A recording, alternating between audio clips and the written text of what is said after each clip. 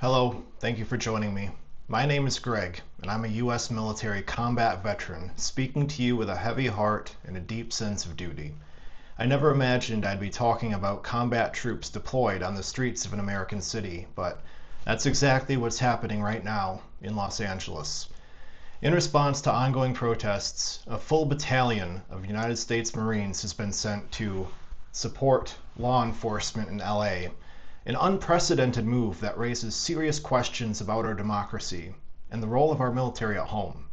I want to speak to you directly and candidly about why this is such a dangerous escalation. As a veteran, I swore an oath to defend the Constitution, and I feel compelled to voice my alarm at seeing combat-trained Marines being used for domestic crowd control. This isn't a decision to take lightly. It's a crossing of a very distinct line in American life. Tonight we'll take a look at the background of the protests, the decision to deploy Marines, and whether it's appropriate or even legal. I'll compare it to the last time something like this happened, the 1992 Rodney King riots, and I'll touch on the legal safeguards like posse comitatus that are supposed to keep the military out of policing. I'll also discuss the bigger picture, how this fits into a political narrative, and even how it echoes actions by authoritarian regimes abroad. So let's start with the context. What's happening in LA and how did we get here? On June 6, 2025, a series of aggressive raids by U.S. Immigration and Customs Enforcement agents in LA's immigrant communities sparked outrage and fear.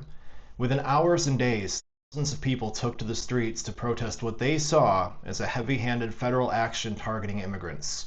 The demonstrations were passionate, crowds marching downtown, vigils outside federal buildings, and yes, some tense standoffs with law enforcement.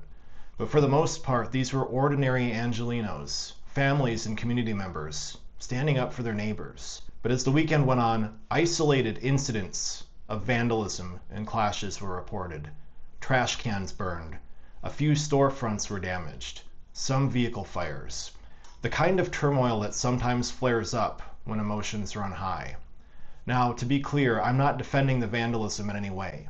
It was wrong, and those individuals should be charged with their crimes. But the majority, the vast majority of the protests have been peaceful. President Donald Trump's response was swift and escalatory. By June 7th, he'd ordered 2,100 members of the California National Guard into federal service and sent them into LA. This was done without the request or consent of California's governor, Gavin Newsom. In fact, it was the first time since 1965 that a president deployed a state's National Guard without a governor's approval. Incidentally, that time the troops were sent to protect the protesters, who were civil rights activists, as they marched from Selma to Montgomery, Alabama.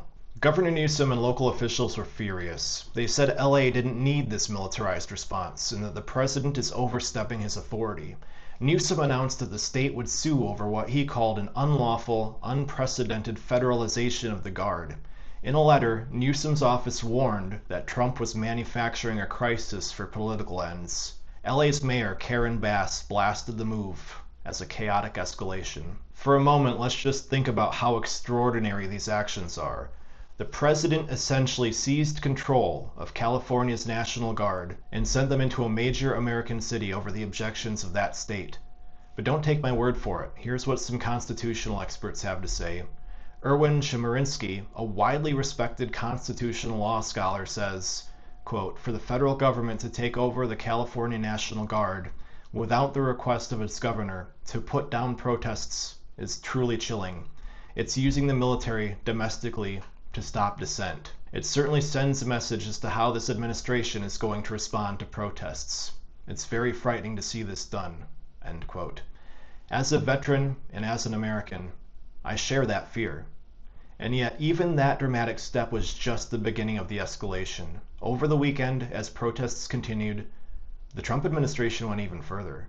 On Sunday night, June 8th, tens of thousands of protesters filled the streets of LA, largely peaceful, but with a few flashpoints as police and riot gear faced off with angry demonstrators. Instead of trying to de-escalate, the federal government doubled down. U.S. Northern Command announced that a Marine infantry battalion was being put on standby to deploy to Los Angeles. By Monday, June 9, that plan became a reality. Roughly 700 Marines from 2nd Battalion, 7th Marines Regiment, based out of 29 Palms, or ordered to deploy into the city. Let's put that in perspective. A Marine battalion is a serious combat force. These would be frontline troops, mostly young Marines led by an officer whose primary mission is to locate, get close to, and destroy the enemy in battle. Now they're being tasked with what officials call supporting law enforcement in crowd control and security. According to a Northcom spokesperson, these Marines are there to, quote, prevent the destruction or defacement of federal property, including crowd control and establishment of security perimeters, and to protect federal personnel, end quote. In plainer terms, they're forming lines in the streets, guarding buildings like the federal courthouse or ICE offices, and standing ready in case protesters get too close or too unruly. Think about that image. Troops in their combat gear, probably with body armor, helmets, possibly with rifles slung across their chests, forming a perimeter around civilian protesters. As someone who wore a uniform, I can tell you that Marines don't deploy lightly. This isn't just a few military police helping out. It's an entire infantry battalion, the kind of unit you send to capture a hostile area or hold a city in a war zone. Seeing them on our city streets here in America should give everyone pause. This escalation is virtually unprecedented in modern times. In fact, the last time Marines or active duty Army soldiers were deployed in response to unrest was in Los Angeles in 1992 during the Rodney King riots. I'll talk more about that historical comparison here in a moment. But it's worth noting that was 33 years ago under extreme riot conditions with over 50 people killed in the chaos. Now in 2025, before our eyes, we have a president once again inserting the US military into an American city. We need to ask a very basic question. Is it appropriate or even wise to use Marine infantry for crowd control and law enforcement support? From my perspective as a veteran, the answer is a resounding no. Marine infantry units focus on lethal force, not less than lethal tactics. Their training is about assaulting enemy positions with rifles, machine guns, grenades, not about gently handling civilian protesters. As retired Army Lieutenant General Russell Honore, who would know a thing or two about military missions in disaster zones, explained to Jeff Schogel from Task and Purpose, quote, military units focus on lethal force as opposed to less than lethal force, so they're typically not trained or equipped to deal with civil disturbances, end quote. In other words, these Marines are trained to shoot to kill, to neutralize threats with overwhelming firepower. They don't routinely train in the nuanced skills of riot control, de-escalation, or crowd management. Can they learn to do those things? Probably, with some quick training and good leadership, but that's not their core competency. They're not the National Guard military police, and they're definitely not civilian police. Using them in a tense protest situation is like using a hammer for a job that really needs a scalpel. It's overkill, and it risks doing more harm than good. There is a real danger of misunderstandings and overreaction. The cultures of the military and civilian law enforcement are far different. A chilling example came from the 1992 LA riots. A contingent of Marines was patrolling with LA police amid the chaos. At one point, a suspect in a house fired a gun and wounded a police officer. That officer's partner, desperate and under fire, yelled to the Marines, "Cover me." Now in police lingo, cover me means to point your weapon at the bad guy's location and to be ready to shoot if needed. But to a Marine in combat, cover me means to lay down suppressive fire, shoot, and keep shooting to pin the enemy down. And those Marines responded with their training. They opened up with a barrage of gunfire, pumping over 200 rounds into that house within seconds. What was inside that house? A terrified family, a mom, a dad, and 3 kids, who miraculously all survived through sheer luck as hundreds of rounds riddled the walls around them. As the after-action report dryly noted, quote, "Those great young Marines did exactly what they're trained to do, but not what the police thought they requested." Think about that. It was a miracle no one was killed in that incident. It highlights just how dangerously things can go wrong when soldiers or Marines with their combat mindset are put into a civilian law enforcement scenario. Commands get misinterpreted, trigger fingers get itchy, and innocent people can die. This isn't a knock on the Marines. In the above example, they performed just as they were trained to perform. The point is, they should have never been put in that position to begin with. So when I see 700 Marines being sent to LA to reinforce police lines, I shudder. Have they been given proper training and rules for the use of force for a civilian protest environment? Do they have non-lethal gear like shields and batons and pepper spray? Or are they primarily equipped with rifles and live ammunition? According to reports back in 1992, the Marines were at least issued riot gear and given refresher training in civil disturbance operations before they hit the streets. I sincerely hope that's happening now, but even so, the best riot training in the world can't completely erase the instincts ingrained by years of combat drills. Let's delve a little bit deeper into that historical comparison because it's illuminating. Again, the last time active duty troops were used in Los Angeles was '92. The reason why is there were riots that followed the acquittal of 4 LAPD officers who brutally beat Rodney King. Los Angeles in '92 after Rodney King was far different than what it is now. Entire neighborhoods were on fire, stores were being looted left and right, and local police were overwhelmed. The governor of California at the time, Pete Wilson, called in the California National Guard. Eventually, the situation was so bad that President George H.W. Bush invoked the Insurrection Act. That's a federal law that allows the use of active military on U.S. soil in extreme emergencies. Under that order, about 4,500 federal troops deployed, mainly U.S. Army soldiers from the 7th Infantry Division, and around 1,500 Marines from the 1st Marine Division at Camp Pendleton. Those troops did help restore order, but the circumstances were, again, extraordinary. More than 50 people died in those riots. Thousands were injured, and damage topped $1 billion. It was essentially a citywide urban warfare scenario, something very close to an insurrection, or maybe even civil war in pockets of LA.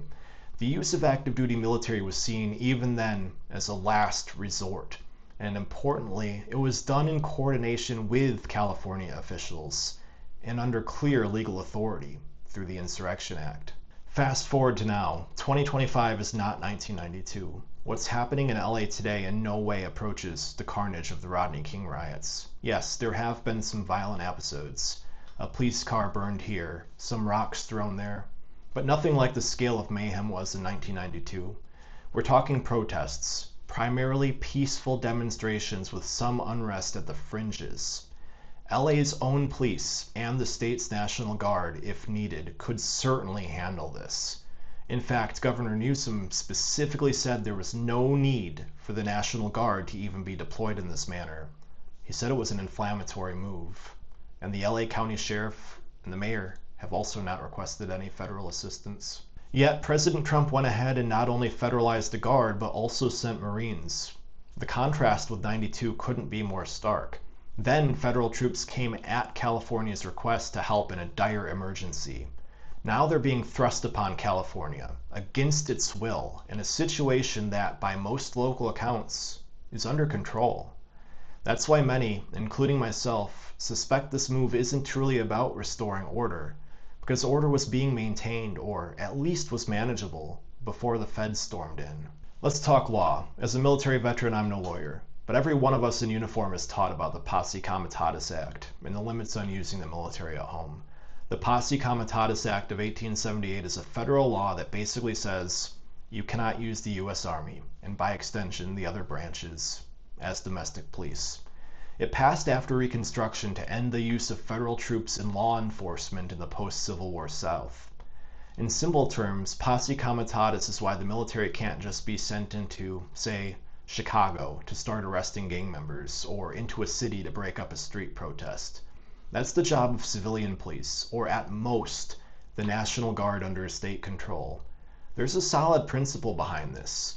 In a free society, the military must be kept out of civilian affairs except in the most dire circumstances. Otherwise, you risk sliding into martial law or tyranny. Now, there are exceptions, chiefly the Insurrection Act, which I mentioned. The Insurrection Act is an old law that gives the president authority to use active duty troops on U.S. soil in specific extreme cases, like suppressing an insurrection, a rebellion, or when state authorities are unable or unwilling to protect people's constitutional rights. In modern times, it's very rarely invoked. '92 LA was the last time it was used. Notably, President Trump has not formally invoked the Insurrection Act yet. Instead, what has he done? He took the California National Guard and put them under federal Title X orders to guard federal sites. and then brought in active duty Marines also under the premise of protecting federal property. By framing it as protecting federal property and personnel, they're attempting to squeeze through a loophole in posse comitatus. The idea being that as long as troops are just guarding federal buildings or personnel and not actively arresting people, well, they're not law enforcement. But that's a very thin line. These Marines might not be literally patrolling neighborhoods to enforce curfew or to arrest looters. Those examples would blatantly violate posse comitatus, but they are doing crowd control and perimeter security on public streets. That sure sounds really similar to law enforcement to me, and to many others. And I believe Governor Newsom also believes this is illegal, which is why the state is suing in federal court. We should also acknowledge the shadow of the Insurrection Act hanging over this. President Trump's rhetoric suggests he's itching to invoke it. He went on social media to denounce what he called violent insurrectionist mobs, who are supposedly swarming Los Angeles. He described LA in apocalyptic terms, claiming, quote, "A once great American city has been invaded and occupied by illegal aliens and criminals." End quote. These are wild exaggerations meant to paint a picture of an insurrection, because calling that would give him cover to say, well, this is exactly what the Insurrection Act is for. He's already basically said we're going to have troops everywhere, and we're not going to let this happen to our country. Those comments strongly hint that he's willing to take even more drastic measures if the protests don't fizzle out. And if he does formally invoke the Insurrection Act, it would blow the doors open to use active duty forces in any domestic situation he deems an insurrection. That's a very dangerous road. What's to stop him from calling a peaceful, small protest in your city, with you in it, an insurrection? One more legal footnote. Typically, even when the Insurrection Act is invoked, it's done in partnership with state leaders or to respond to a genuine collapse of order. Here we have the state of California actively saying, we don't want or need your troops, and the president's forcing it anyway. That raises constitutional questions about federalism and state sovereignty. It also sets a precedent that the president can use the pretext of unrest to militarize a city, even over united local opposition. This should worry people of all sides of the aisle, because once a precedent is set, a future president of any party, could use it in ways you might not like. And for all the Republicans who complain about states' rights, what about California's rights? I want to speak now from the heart as someone who served in the military, out of respect and admiration for this country and its ideals. It's no small thing to use military force against American citizens, even indirectly, in support roles. The military is a blunt instrument. It's designed to deter or destroy an enemy. But the American people are not the enemy. In the military, we're taught that we defend the nation and the Constitution, which includes the rights of our fellow Americans to speak, to assemble, to petition their government. When I see young Marines on Los Angeles boulevards facing off against angry citizens waving American flags or holding signs, it tears at me. It feels fundamentally wrong. It looks like a scene from a country I don't recognize. History gives us stark lessons. One is the Kent State tragedy in 1970. National Guard soldiers, basically citizen soldiers, were deployed amid anti-war protests at Kent State University. They ended up opening fire on unarmed student protesters, firing 67 rounds and killing 4 young Americans. 4 dead in Ohio, students who were exercising their rights, who posed no lethal threat. That incident shocked the nation and is remembered as a colossal failure in the use of military force domestically. If relatively inexperienced National Guard troops could panic and shoot students back then, ask yourself, what could happen if today's highly lethal, highly trained combat Marines get into a tense confrontation with protesters? The potential for bloodshed and tragedy is real. And I don't say that to be alarmist. I say it because I know how quickly a situation can spiral out of control once live ammunition is in the mix. One thrown bottle, one backfiring car engine taken for a gunshot, one Marine who thinks his buddy is threatened, and we could have a body count. And you can't undo a moment like that. Once civilian blood is spilled by military forces, the trust between the public and the armed forces, and indeed between the public and the government, will shatter. Even short of such a tragedy, the intimidation factor is significant. Peaceful protesters see troops on the streets, and they might decide it's not worth it to continue exercising their rights. And I think that's the point, to scare people into staying home, to create a chilling effect on dissent. That might bring the order in the short term, but it's the kind of order you see under military rule, not in a free democracy. It's a Pyrrhic peace achieved by sacrificing the fundamental openness that makes us America. And we should worry about the troops too. These Marines are good people. They signed up to serve their country, to protect us from our enemies, not to confront American civilians on American soil. I can't imagine any of them feel comfortable with this mission. In 2020, during earlier protests, even Trump's own former defense secretary, General James Mattis, a legendary Marine, spoke out.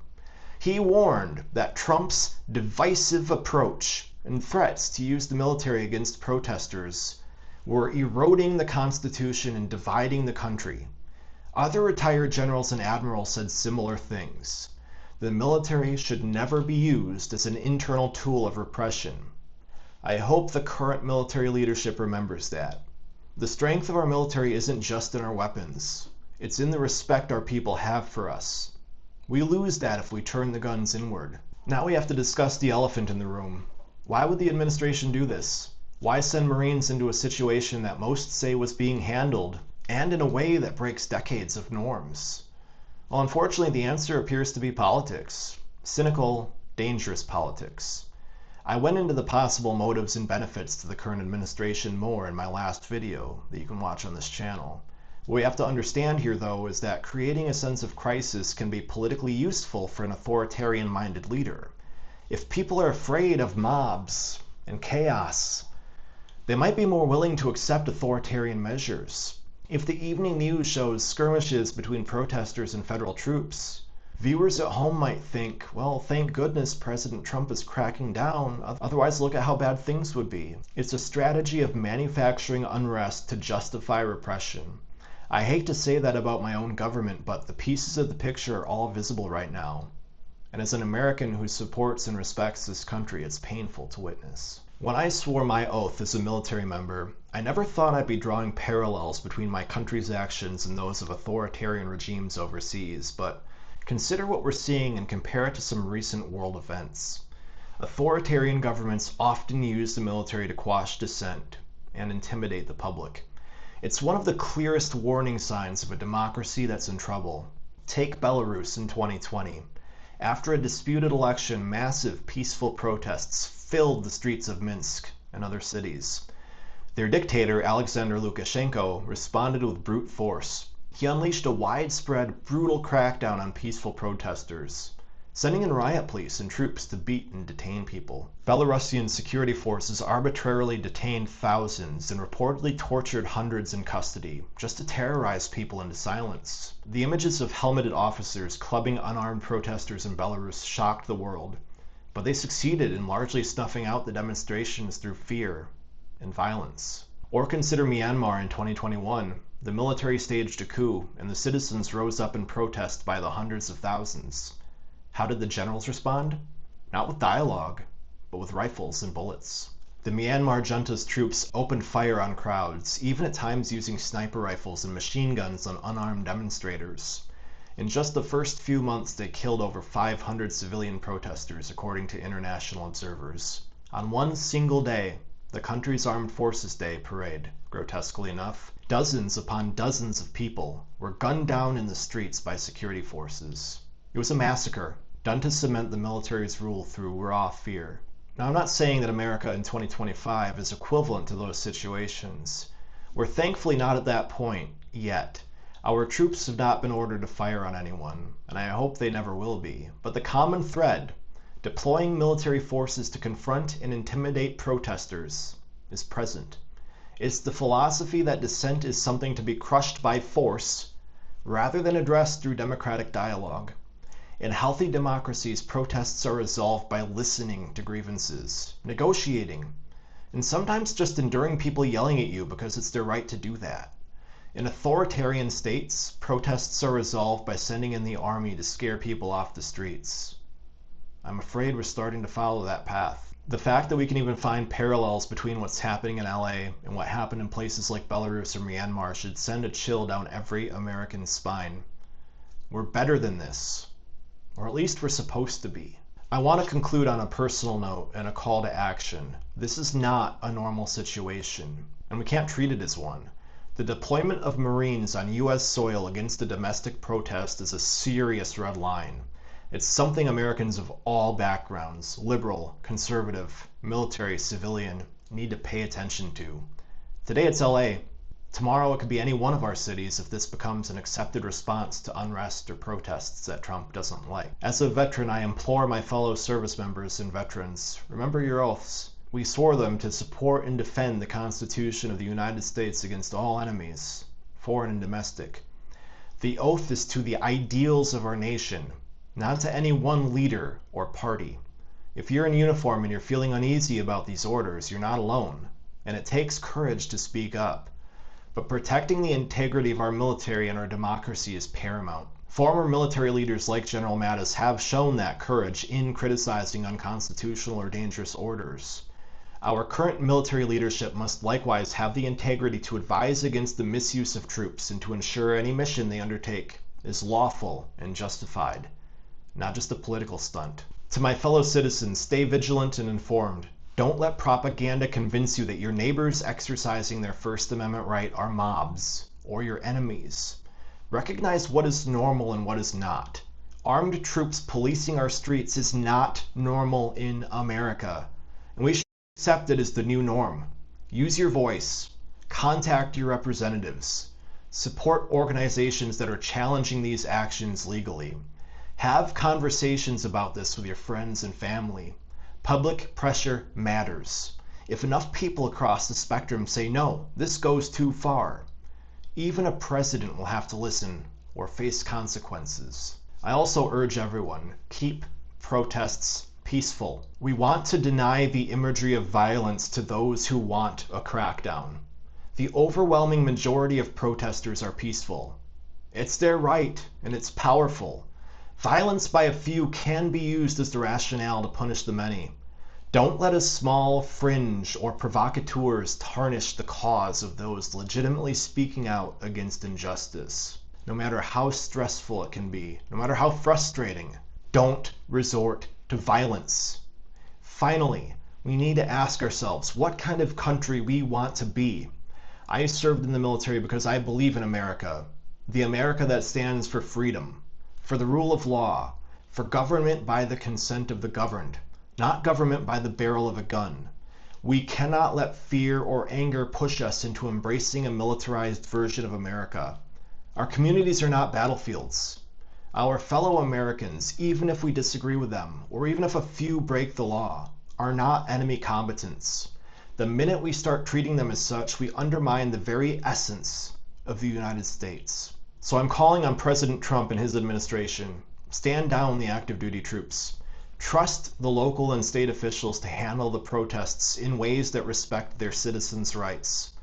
If you truly care about law and order, then strengthen the institutions that provide justice. Don't trample on them by unleashing the military on civilians. If you think there's a crisis, address the root causes. Don't manufacture a bigger crisis by overreacting. And I call on Congress and the courts. Step in and rein in this executive overreach. It's time. The Constitution gave you powers to check a president who goes too far. Use them. If there ever was a time, it's now. This shouldn't be a partisan issue. It's an American issue. And anybody who thinks they should take the law into their own hands, don't do it. In closing, I'll say this. America, we can't lose ourselves. The images coming out of LA right now are disturbing, but they can be a wake-up call. We have a chance right now to pull back from this precipice, to remind ourselves that our strength as a nation lies in our unity and liberty, not in how many soldiers we can put on a street corner. As a veteran, I believe in my country and my countrymen. I believe that if we speak out, if we appear to the better aspects of our nature, we can stop this slide toward authoritarianism in its tracks. Thank you for listening. Stay safe out there. Stand up for your rights, but do so peacefully and with purpose. And to those in power, remember, the military exists to serve and protect the people, not to oppress them. Let's get back to solving our problems through dialogue and democracy, not boots on the ground, not through sensationalist lies to spread a false narrative. The country that fixes things through dialogue is the one I fought for. And that's the country I know that we can still be.